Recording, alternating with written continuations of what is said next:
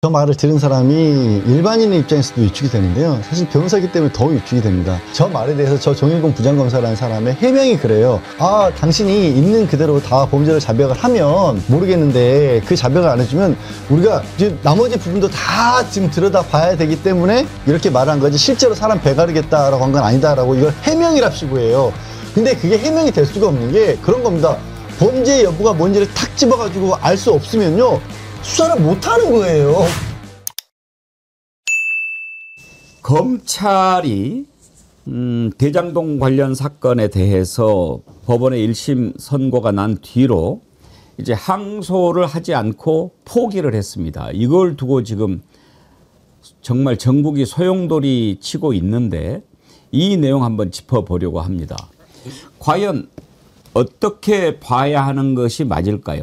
지금 언론도 방향을 못 잡고 갈피를 못 잡고 막 이렇게 저렇게 얘기하고 국힘당도 맨 처음에는 이게 어떤 사건인지 몰라서 이렇게 하고 민주당도 좀 당황하는 것 같고 그런데 쭉 설명을 들어보면 이게 과연 무조건 항소를 해야 될 사안인지 이런 것도 한번 좀 들어보고 이래야 될 것 같습니다. 그런데 지금은 대검찰청에서 결정을 최종적으로 한 건데 수세에 몰리는 형국입니다. 왜? 저는 이 검찰총장 직무대행이라고 하는 자가 모질이 같아요. 똑똑하게 해야죠. 그러니까 의심만 키우는 거예요. 왜 그랬는지를 정확하게 얘기를 해야죠. 그러니까 이제 지금 검사들이 들고 일어나 가지고 대검찰청에 지금 검찰총장 대행하고 있는 노만석이를 막 공격을 하는 거예요. 이거 지금 오늘 검사장들이 집단 성명을 냈는데 노만석 대행 항소 포기 경위 설명하라. 노만석 검찰총장 대행은 제가 그동안에도 몇 차례 지적했는데 딱 부러지지를 못해요. 막 검사들이 난리치고 그러면은 검사 편 드는 것처럼 했다가 또 그 자리 어떻게 지키려고 또 뭐라고 그러면 또 이렇게 했다가 이러니까 이제 혼란스러운 지경이에요. 오늘 아침에 기자들이 여기에 대해서 정확하게 입장을 얘기해라 그러니까 거기서 또 빠져요. 결국은 정성호 법무부 장관이 오늘 아침에 도어 스태핑을 통해서 입장을 밝혔는데요. 정성호 장관 입장을 듣고 우리가 얘기를 해보겠습니다. 에이펙이 성공적으로 끝났고 그 후속 조치와 또 한미 간의 관세 협상 마무리를 해야 되는 시점에서 또 이런 것 때문에 국민 여러분께 또 심려를 끼쳐드린 것 같아 장관으로서 매우 송구한 마음입니다. 이 사건 관련해서는 원론적인 말씀을 드린다고 하면은 성공한 수사 또 성공한 재판이었다고 생각합니다. 이번 대장동 관련 사건은 통상적인 기준에 비춰 봤을 때 검찰이 구형했던 양보다도 더 두 사람은 더 많은 형을 선고받았고 통상적인 검찰의 항소 기준인 그 양형 기준보다도 초과하는 그런 형을 선고받았습니다. 특히 가장 핵심적인 유동규에 관련해서는 7년 구형했지만 8년형이 선고됐습니다. 물론 법원의 판결 내용에 일부 법리적인 해석의 관점에서 약간의 차이가 있었지만은 전체적으로는 수사 결과에 대해서 법원에서는 제대로 판단했다고 좀 보고 있습니다. 네. 자, 이제 정성호 장관 얘기는 일반적으로 검찰이 구형했던 것보다 더 높게 나오면 그거는 검찰이 대체로 항소를 포기한다는 거예요. 양재열 변호사님 그렇게 합니까? 상당히 그렇죠. 그리고 이제 그냥 TV 뉴스만 이 정치적인 사건 말고 일반 어떤 사건들을 보셔도요. 되게 거의 그냥 이제 보통 아세요. 검찰이 10년 구형하면 재판에서 한 5년 나오겠구나. 다 아세요. 그냥 그냥 보통 사범들, 형사 사범들을 봐도. 그런데 지금 마지막에 보신 것처럼 유동규 그다음에 정민용에 대해서 그 사람들은 성남도시개발공사에서 실무를 담당했던 공무원들이거든요. 검찰 구형 양보다도 1년씩이 더 나왔습니다. 그래서 심지어 같이 재판을 받던 남욱 변호사 같은 사람들이 그 유동규라든가 정민영이 굉장히 당황하더라. 왜 그런지 모르겠지만 자기들은 이제 검찰에 굉장히 협조적이었기 때문에 오히려 형량이 낮게 나올 줄 알았는데 훨씬 더 높게 나왔기 때문에 당황했다라는 얘기가 할 정도였고요. 이 부분이 이제 여쭤보신 부분에 대한 답변인 거고, 근데 이 사건은요. 사실은 왜 이렇게 항소를 포기하는 게 아니라 일부에서는 공소를 취소하는 게 맞을 정도의 사건이었습니다. 그러니까 대장동 사건이 그냥 아주 간략하게 하면 어렵지가 않아요. 대장동이라고 하는 곳에 도시개발, 택지개발사 아파트를 대단지를 규성을 하면서 그 관해서 1조 원이 넘는 이익이 나왔는데 이 당시에 이재명 성남시장에 보니까 그런 식으로 도시개발 개발 사업을 했었을 때 민간업자들이 이걸 나중에 이익을 냈다고 해서 지자체에 제대로 돈을 준 경우가 없더라. 한 번도 없어요. 어느 경우도 없습니다. 무슨 서울도 그렇고 뭐 부산의 LCT도 그렇고 하다못해 양평의 공흥지구 최은순이 개발했던 거 있지 않습니까? 거기도 아예 개발 이익 제대로 안 냈잖아요. 그러니까 무슨 일을 했냐면 처음으로 야 이거 도시개발공사에서 얼마나 올지 모르겠는데 대충 이 정도 나올 것 같으니까 성금으로 내놔. 그래서 현금으로 4천억을 땡겼고 그래서 이제 성남시에 그 대장동하고 상관없는 지역에 공원도 지으라고 하고 심지어 터널도 뚫으라고 했어요. 그래서 5,700억 가량을 먼저 성금으로 당긴 겁니다. 그리고 나머지는 니들 알아서 해. 여기서 잘해봐. 그래서 성남도시개발공사를 따로 만들어가지고 그 성남도시개발공사가 주축이 돼서 이 개발 사업을 한 겁니다. 근데 이번에 재판받은 건 뭐냐면 유동규하고 정민영이라고 하는 이 공격을 맡은 인간들이 그 민간업자들로부터 그들의 편의를 봐주는 과정에서 뇌물을 받아먹은 거예요. 그러니까 사실 이재명 시장하고 연결점이 없는 겁니다. 근데 그걸 가지고 처벌을 하는 부분인데 나중에 이 1심 재판부가 이 부분을 지적을 했는데 검사들이 수사를 하면서 거기다가 원래 기소를 할 때는 이 유동규하고 민간업자들의 사이에서의 문제들만 기소를 했는데 쓱하니 이재명 당시 성남시장을 나중에 끼워 넣어요. 공소장 변경 형태로. 그래서 그 부분을 1심 재판부도 지적을 했어요. 야 이거 수사했던 내용도 아니고 완전히 새로운 사건인데 왜 이걸 끼워 넣냐. 그러니까 이번에 사건 판결문을 봐도 그 문제가 있으니까 야 이 부분에 대해서는 다투지 않는 게 맞겠다. 항소 포기를 한 겁니다. 그리고 그렇다고 해서 재판이 끝난 것도 아니고 이재명 지금 대통령, 그러니까 당시 성남시장에 대한 재판과 정진상, 김용 그 이재명 대통령 주변에 있는 재판은 계속 중이에요. 그러니까 그거는 여기서 다투면 되고 요 사건에서 무리하게 이재명 시장과 이재명 당시 시장, 지금 이재명 대통령 관련 부분에 있어서는 이거를 검찰이 계속해서 끌고 가는 건 재판부도 지적한 것처럼 같은 사건도 아닌데 왜 여기다 억지로 넣어놨냐라는 의미가 들어가 있는 겁니다. 그래서 제가 지금 말씀드린 것처럼 원칙대로 굳이 법적으로 짜지면 그 부분은 공소를 취하는 게 맞아요, 사실은. 근데 이거를 강제로 끌고 가기 위해서 이 부분을 왜 검사들이 항소 포기해가지고 왜 이거 사건 계속 수사 못하겠냐 이 주장을 하고 있는 거는요. 저는 왜 그렇게 보냐면 아시는 분도 있겠지만 뉴스에 많이 안 나오는데 그때 이재명 시장이라든가 정지상, 김용 이 주변 이재명 시장 주변에 있는 사람들이 연관되어 있다고 증언했던 사람들이 특히 남욱 변호사 같은 사람들은 저 그런 말 한 적 없었는데 검사가 계속해서 다 거쳐가지고 야 유동규는 그렇게 말 안 하는데 왜 당신은 그런 말 해. 정지상, 김용한테 뇌물 준 거잖아 라고 하니까 계속 갇혀있는 상황에서 심지어는 그 뉴스에 보셨을 거예요. 부장검사라는 사람이 들어와가지고 배 가르겠다는 말까지 하니까 저 그런 거 봅니다라고 했다는 거예요. 그러니까 이건 억지로 만들어낸 사건인 거잖아요. 이거는 사실 그 당시 수사검사들을 수사해야 되는 상황이에요. 근데 그거를 법무부 차원에서 야 이런 정도의 일이 벌어졌으니까 이거 항소까지 해가지고 끌고 가는 거 맞지 않다. 일단 니네가 수사했던 본류, 그러니까 유동규가 잘못했던 부분 이거 구형량부터 높게 나오지 않았냐. 그러니까 성공했다. 그러니까 이거 받아들이자라고 한 겁니다. 사실은. 이런 건데 이걸 가지고 항소 포기를 했다는 이유로 무슨 뭐 민간업자들의 이익을 그대로 보장을 해주느니 이런 얘기를 하고 있는 거예요. 자, 설명을 정말 잘해 주셨는데 지금 이제 바로 그런 논리로 항소를 포기를 했으면은 정리가 딱 돼야 되는 거 아닙니까? 그런데 이제 수사 공판에 참여했던 검사들이 막 반항을 하고 달라들고 이것은 뭐 아니지 않느냐 이렇게 난리를 치니까 이게 마치 대단히 무슨 뭔가를 감추는 음모가 있는 것처럼 이런 식으로 지금 프레임이 전개가 돼버린 겁니다. 저는 그래서 노만석 검찰총장 대행인가 하는 이자가 참 부족한 사람이다 이런 생각을 하는 거죠. 지금 막 이렇게 수사에 참여했던 또 공소유지에 참여했던 검사들이 들고 일어나니까 뭔가 있는 것처럼 보이는 거 아닙니까? 그러니까요. 그러니까 노만석 지금 대행이 양지열 변호사 얘기했던 것처럼 얘기하면 되잖아요. 이래서 이런 거야. 이래서 끝낸 거야 우리가. 이러면 아무 논란이 없어요. 물론 내부적으로 그래도 뭐 친윤 검사들이나 특수부 출신 검사들이야 불만을 얘기하겠죠. 그런 사람들이 얘기한 거 무슨 상관이 있습니까? 본인이 결정하는 과정에서 이러이러한 논리가 있었고 이게 검찰에 내규에도 그러니까 2분의 1 이상 나오면 사실은 안 하는 게 일반적인 관행이었단 말이죠. 근데 그걸 포기하기로 결정했다는 것에 대해서 자기가 논리 정연하게 얘기하면 되는 문제를 자꾸 말을 애매모호하게 얘기해요. 법무부의 의견을 들었다는 얘기도 하죠. 그게 이제 그런 얘기가 물론 법무부 의견 들을 수 있죠. 법무부가 예를 들어서 검찰에서 이러한 결과인데 우리 이런 의견인데 어떤 의견이 있습니까? 여러 의견 듣겠죠. 수사팀에서 의견 듣고 법무부 의견도 듣고 본인이 결정한 거잖아요. 그럼 본인이 결정한 사안에 대해서 왜 그렇게 결정했는지 하는 부분을 잘 똑부러지게 얘기하면 되는 거예요. 애매모호하게 얘기하고 공격당하니까 또 꼬리 내리고 오늘도 출근하면서 답변도 안 하더라고요.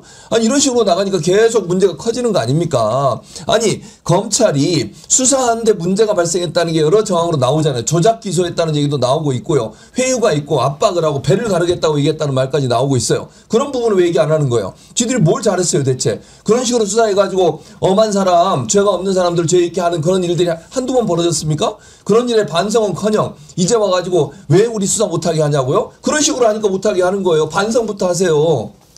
이게 이제 불을 지핀 게 바로 여기 담당을 했던 서울중앙지검장이라고 하는 자가 사의를 표명하면서 이제 이런 일이 더 확산되는 거거든요. 마치 뭐 반항하는 것처럼. 그래서 지난번 검찰 인사했을 때 왜 그걸 제대로 가르지를 못하고 옥석을 구분하지 못하고 이런 놈들을 지켰느냐 말이 많이 나왔지 않습니까? 그때부터. 네, 맞습니다. 이거는 사실상 항명이에요. 법치에 대한 항명이라고 저희는 주장을 하고 싶고요. 그렇게 지금 이제 와서 마치 대단한 정의를 하는 것처럼 이야기를 하고 있는데 그럼 제가 물어보고 싶습니다. 그러면 지난번 윤석열 내란죄 기소됐을 때 석방됐을 때 그때 심우정 당시 검찰총장이 항고 포기했었습니다. 그때는 왜 아무 말도 안 했을까요? 이제 와서 이야기를 저렇게 하면서 마치 정의로운 하는 것 외치는 것 자체가 굉장히 저는 그 의도가 있다라고 생각합니다. 그 당시는 더 웃겼잖아요. 법을 넘어서서 시간을 때로 바꾸는 듣도 보도 못한 일을 지기현 판사가 했을 때 그 당시 검찰이 항고할 거라고 믿었던 거 아니에요? 당연히 그렇게 해야 되고. 근데 그때는 항고 포기했었잖아요. 근데 이제 와서 지금 저 문제에 대해서 이야기를 하는 것 자체가 저는 검찰이 아따 잘 걸렸다. 이번에 한번 우리가 항명해보자라고 생각하는 것밖에 의심이 되지 않거든요. 그 서지현 검사가 이런 얘기를 한 적이 있습니다. 서지현 검사가 검찰 내부의 속사정을 가장 잘 아는 분이잖아요. 이분들 서지현 검사 뭐라고 얘기했냐면 검찰은 언제라도 지금 우리가 지금 수사권 기소권 분리해 놓은 거를 다시 원복시키려고 하는 시도를 할 것이다. 그 기회가 이번 가을이 될 것이다. 이들은 언제든지 그런 기회를 노리기 때문에 검찰은 절대로 믿어서도 안 되고 믿으면 안 되는 존재다라고 검사였던 서지현 검사가 스스로 이야기를 했었습니다. 저는 이번은 조직적인 항명이라 생각하고 우리가 이번에 민주당에서 만들었던 민주당과 또 조국당과 해서 만들었던 그 수사권 기소권 분리에 대한 항명을 조직적으로 지금 시작하는 거다라고 생각합니다. 절대로 물러서면 안 돼요. 여러 말 할 게 없어요. 아주 지금 이거 하는 걸 보십시오. 왜 너네들 사표 내고 지랄해? 뭐 잘못된 거 있어? 뭐가 잘못됐다는 거야? 너네들이 생각하기에 이거는 항소를 해서 끝까지 다퉈야 된다고 생각해? 그러면 너네들이 구형했던 것보다 법원이 더 높게 내놨는데 그럼 이번에는 구형을 어떻게 하겠다는 거야? 이걸 설명을 하든지 그 전에 모든 것을 무력화시키는 딱 한마디가 있어요. 윤석열이 풀려날 때 왜 너네들은 그러면 한마디도 안 했어? 이 질문에 대한 답을 검찰은 먼저 내놔야 합니다. 그렇지 않으면 그때는 조용히 있었고 지금은 떠드는 것. 너네들이 도대체 노리는 게 뭐냐? 이게 본질적인 질문이 되는 거 아닙니까? 당연하죠. 그 노리는 건 명확해요. 이재명 대통령 흔들고 검찰청 지금 폐지하고 법 통과됐잖아요. 물론 유예기간이 있긴 합니다만 그거 어떻게든지 자기들 보안 수사권이라도 가져오려는 의도라고 봐요. 이런 식으로 공격하면서 뭐라고 얘기하겠습니까? 이렇게 정부가 검찰의 수사를 못하게 만들고 이러면 국민들이 피해를 당하고 권력자에 대한 수사 못하게 하고 이러고 있다. 이걸 만들어내려는 거예요. 의도는 명확해요. 저는 윤석열이 그 잔당들이 아직도 검찰에 남아가지고 이런 행동을 하고 있다고 생각합니다. 그걸 통해서 자기들이 갖고 있는 알량한 수사권 다시 가져오려고 하는 거예요. 수당 방법을 가리지 않고 검찰청 폐지에 관한 것들을 되돌려 보려고 하는 시도. 이런 시도가 지금 일어나고 있는 거예요. 이건 쿠데타와 같은 거예요. 검찰이. 정부가 얼마나 오랫동안 준비해가지고 이 정부 들어서가지고 검찰청 폐지하고 지금 기소와 수사권을 분리하려고 하고 있습니까? 검찰의 잘못된 행동을 바로잡으려는 시도를 하고 있는데 그걸 무력화시키려는 방법으로 이 재판을 지금 이용하고 있는 거예요. 명백하게 아무런 잘못이 없는 상황에서 항소를 하지 않았음에도 불구하고 항소를 하지 않은 게 무슨 권력자를 위한 무슨 수단인 것처럼 이렇게 자꾸 프레임을 몰고 가는데 거기에 동원된 사람이 누굽니까? 지금까지 논란이 되고 문제가 됐던 검사들 아닙니까? 그 사람들이 총대 메고 나와서 지금 저러고 있는 거예요. 그러면 검찰총장 대행이라는 사람은 그게 잘못됐다는 걸 지적을 하고 그걸 진압을 시켜야 될 거 아닙니까? 자기도 같이 부안해동하고 이러지도 못하고 저러지도 못하고 있으면 더 혼란은 확산되는 거예요. 문제는 자꾸 이제 정권의 어떤 흔들기에 들어가는 그런 양상이라고 보여져요. 이거 막아야 됩니다. 이거 이런 식으로 검사들이 수사를 했기 때문에 문제가 되는 거예요. 제가 아까도 말씀드렸죠. 남욱 변호사 나와서 증언하는 거 들어보세요. 어떻게 수사를 했는지. 유동규의 증언 말고는 아무런 물적 증거가 없어요. 이 사건 같은 경우에. 유동규의 진술이 왔다 갔다 해요. 심지어는 재판에 나가서도 왔다 갔다 해요. 그거 어떻게 신뢰할 수 있습니까? 그 말만 믿고 지금 수사를 해서 여기까지 온 거예요. 근데 그게 뭐가 잘 됐다고 지금 저런 소리를 하는 겁니까 대체? 검찰 없애지 않았으면 어떻게 될 뻔했습니까? 아까 양지열 변호사님도 말씀하셨는데 이걸 딱 이렇게 수사를 하다가 느닷없이 이재명 시장을 엮여가지고 같이 한 몸통인 것처럼 그렇게 해서 여기까지 온 거 아닙니까? 그래서 너네들이 그때 어떻게 했는가를 먼저 이야기를 하면 그 선상에서 이번 논리도 받아들이겠다 이 말입니다. 변함없이님, 앵커님 말씀이 맞다고 생각하면 좋아요 눌러주세요. 적시에 올려주셔서 감사합니다. 지금 실시간 동접자가 16,000명이 넘었는데 좋아요가 5,000여 명 정도밖에 안 되신다는 것은 여러분들 안 됩니다. 좋아요 눌러주면서 같이 보시고요. 자. 그러면서 없는 것도 있는 것으로 만들고 있는 것은 덮어버리고 했던 것이 지금까지 검찰 아닙니까? 자기들이 원하는 증언을 꺼내기 위해서 배를 갈라버리겠다 이런 얘기도 했더라고요. 그거 한번 들어봅시다. 대장동 사건 진실의 문이 활짝 열렸습니다. 배를 갈라서 장기를 다 꺼낼 수도 있다. 장기 밀매업자의 말이 아닙니다. 현직 부장검사가 한 말입니다. 대장동 민간사업자 남욱은 재판장이 진술의 신빙성을 확인하기 위해 이름을 밝히라고 하자 정일곤 부장검사다. 정일곤 부장검사가 애들 사진 보여주면서 애들 봐야 할 거 아니냐. 배를 갈라서 장기를 다 꺼낼 수도 있고 환부를 도려낼 수도 있다. 곰곰이 생각해봐라 라고 울먹이면서 증언했습니다. 남욱은 내 목을 걸고 거짓말이면 추가 처벌을 받겠다. 왜 허위 조작 수사에 대한 수사가 이루어지지 않는지 모르겠다. 수사가 새로 시작되면 협조하겠다고 밝혔습니다. 수사하면서 뭐 저런 말도 하고 그러는지는 잘 모르겠습니다만 말도 어느 정도가 있는 거죠. 양지열 변호사님, 저 말을 듣는 순간 얼마나 위축이 되겠습니까? 게다가 저 말을 들은 사람이 일반인의 입장에서도 위축이 되는데요. 사실 변호사이기 때문에 더 위축이 됩니다. 저 말에 대해서 저 정일곤 부장검사라는 사람의 해명이 그래요. 그러니까 당신이 있는 그대로 다 범죄를 자백을 하면 모르겠는데 그 자백을 안 해주면 우리가 지금 나머지 부분도 다 지금 들여다봐야 되기 때문에 이렇게 말한 거지 실제로 사람 배가르겠다라고 한 건 아니다라고 이걸 해명이랍시고 해요. 근데 그게 해명이 될 수가 없는 게 그런 겁니다. 범죄의 여부가 뭔지를 탁 집어가지고 알 수 없으면요. 수사를 못하는 거예요. 그럼 혐의 없음으로 처분하면 되는 거예요. 그걸 자백하지 않으면 네가 죄가 되는 걸 자백하지 않으면 네 주변 사람들 너랑 관계 있는 사람들 너랑 거래했던 사람들 계좌 다 틀어보고 이 사람도 찔러보고 저 사람도 찔러보고 가족도 불러다 조사하고 그거 하겠다는 얘기를 한 겁니다. 우리 그런 모습 여러 번 봤습니다. 조국 전 장관의 대표적인 경우예요. 중학생 딸, 고등학생 딸, 고등학생, 중학생 자녀들 일기장까지 다 뒤져갔잖아요. 그래가지고 지금 다 민간인으로 만들어버리고 자기들이 다 박들어버리고 고졸로 만들어버리고 했지 않습니까? 그거를 남욱 변호사는 알았기 때문에 그러니까 실제로 내가 장기를 가른다는 말이 아니다. 그거 누가 못 알아들어요? 그것보다 더 무서운 거죠. 이거 윤석열 본인이 얘기한 거가 있습니다. 검찰에 잘못 찍혀서 무죄 나오더라도 인생 망가진다라고 윤석열 씨가 본인이 그렇게 얘기를 했었어요. 그 남욱 변호사한테 저 정일곤 부장검사라는 사람이 그 얘기 그렇게도 했다라는 거예요. 애들 사진 보여주면서 애들 생각도 해야 되는 거 아니냐. 구속돼 있는 사람한테 그리고 거기에 대해서 그거 왜 보여줬냐 그러니까 정일곤이라는 사람이 또 얘기를 이렇게 했다는 거예요. 구속된 지 오래돼서 애들 본 지 오래됐으니까 수사자료에 있는 사진 꺼내가지고 보여준 거라고. 수사자료에 애들 사진이 왜 들어가 있는 거예요? 그리고 거기서 그러면 애들 얼굴 본 지 오래됐으니까 사진이라도 보세요. 이걸 해명이라고 하고 있습니다. 남욱이라는 사람은 그래서 그 상황이 그렇게까지 되니까 이거는 내가 인정 안 하면 정말 큰일 나겠구나. 내 주변 사람들 억울한 사람들 괜히 피해보겠구나. 라고 해서 그다음부터는 유동규라는 사람이 그 말했다는 대로 그랬나 보죠. 저는 유동규한테 뇌물 줬는데 그거를 이재명 당시 시장 측근한테 줬다고 하니까 그랬나 보죠. 이런 식으로 얘기를 했다라는 거예요. 그러면 지금 정진상, 김용 그러니까 이재명 당시 시장의 측근 그리고 이재명 시장 그러니까 지금의 대통령 기소되어 있는 사건 있죠. 그 증거라고는 유동규 한 사람 말밖에 없는 거예요.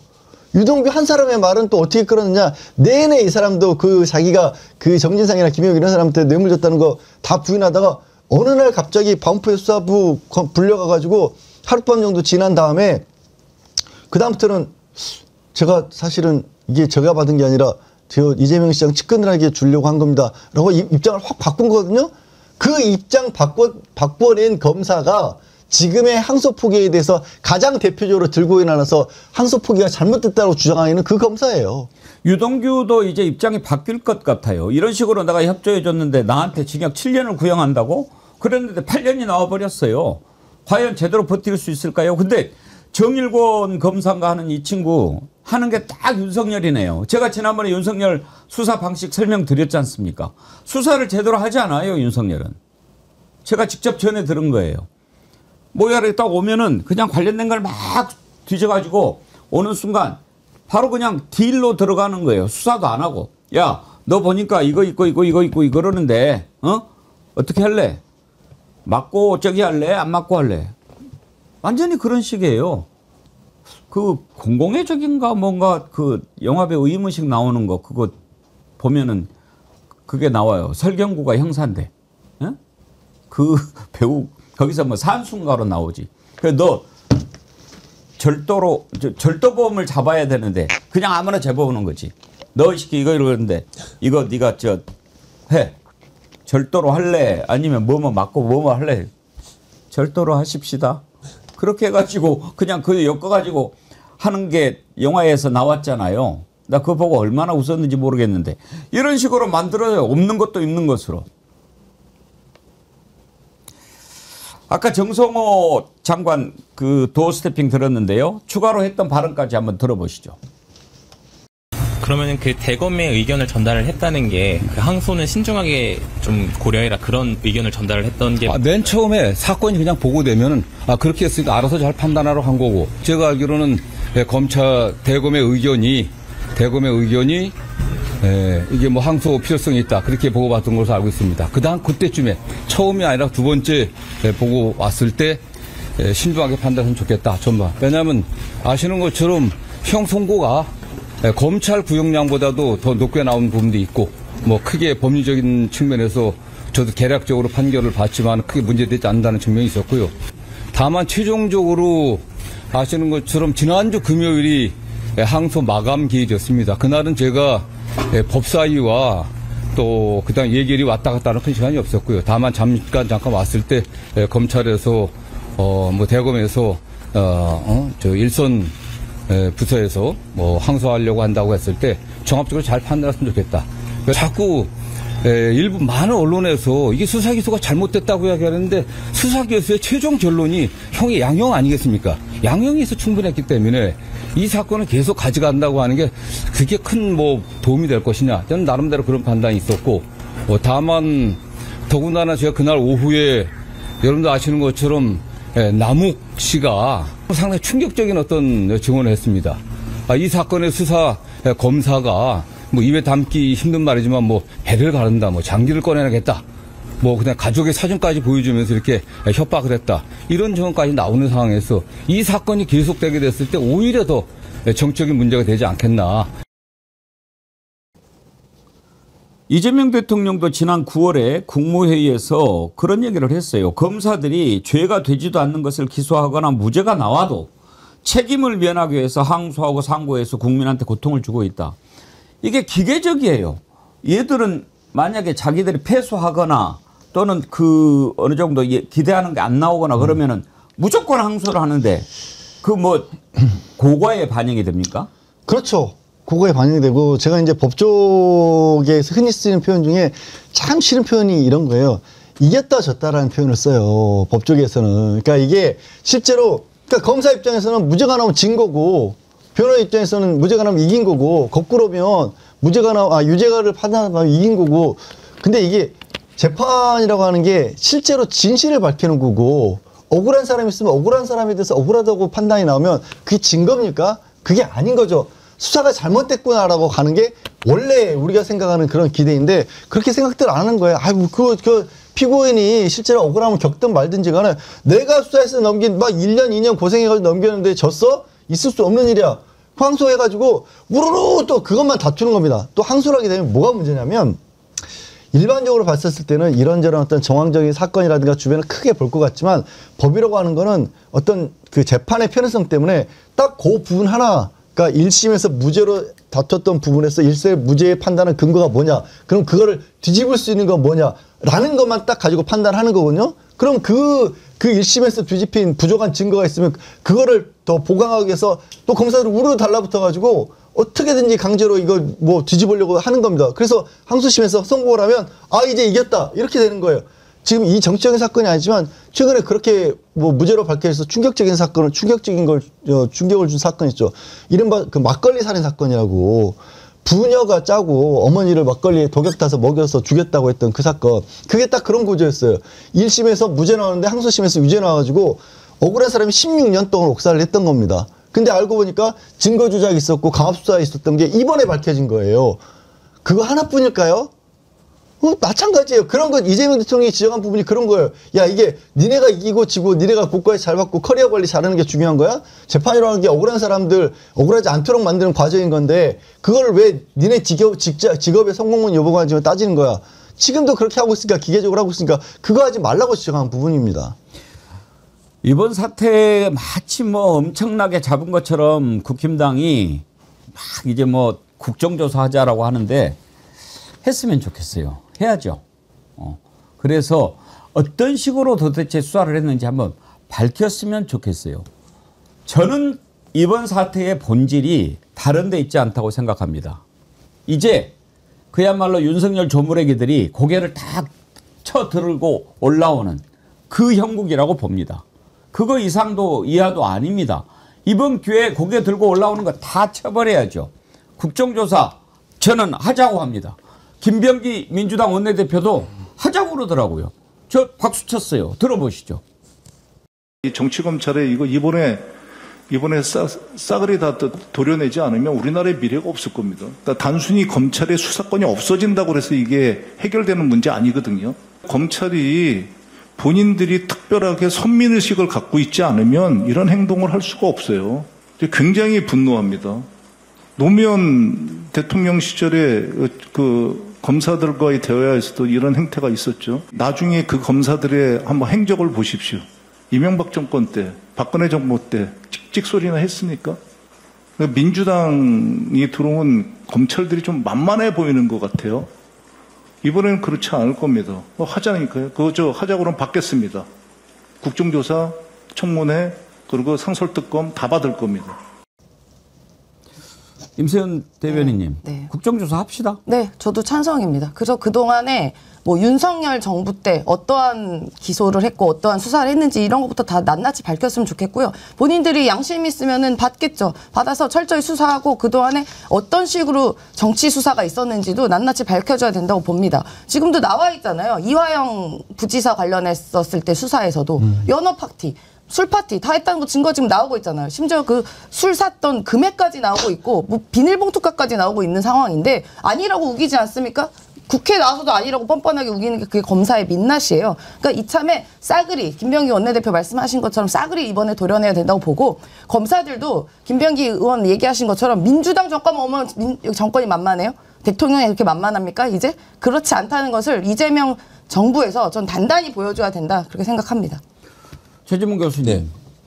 기대돼요. 만약에 하면 어떻게 될지. 저는 기대되죠. 왜냐하면 검찰의 그 민낯이 다 드러날 거예요. 국정조사도 하고 저는 하나 더 묻고 더블로 가면 뭘 하고 싶냐면 특검도 한다고 생각해요. 상설특검. 네. 이거 수사, 대장동 관련된 수사에 관여했던 이 검찰들에 대한 특검 반드시 한다고 생각합니다. 두 개를 함께 갔으면 좋겠어요. 국정조사는 국회에서 하지만 그 강제 권한이 없잖아요. 국정조사는. 그러니까 특검도 하치하는 거예요. 그래서 이 수사하는 과정에 강압수사가 있었는지 없었는지 조작 기소는 있었는지 없었는지 확인해야 돼요. 뭐 이화영 그 부지사 관련해서 연호 술파티도 마찬가지고 이번에 지금 남욱이 증언하고 있는 여러 정황들을 보면 대장동 사건 같은 경우에는 그런 정황이 너무 농후해요. 이거 조작 기소를 하고 이재명 대통령을 목표로 해서 이재명 대통령을 죽이려고 했던 정치적으로 이런 정황들이 너무 많이 나오고 있기 때문에 이건 특검까지 가야 한다고 생각합니다. 그래서 국정조사하고 특검도 하자. 같이 해보자. 어느 사람의 말이 맞는지. 그래서 검찰의 민낯이 다 드러나야 돼요. 지금까지 검찰이 윤석열 밑에서 얼마나 잘못된 행동을 했는지를 낱낱이 밝혀낼 수 있는 기회로 삼아야 한다고 생각합니다. 예, 합시다. 하자고.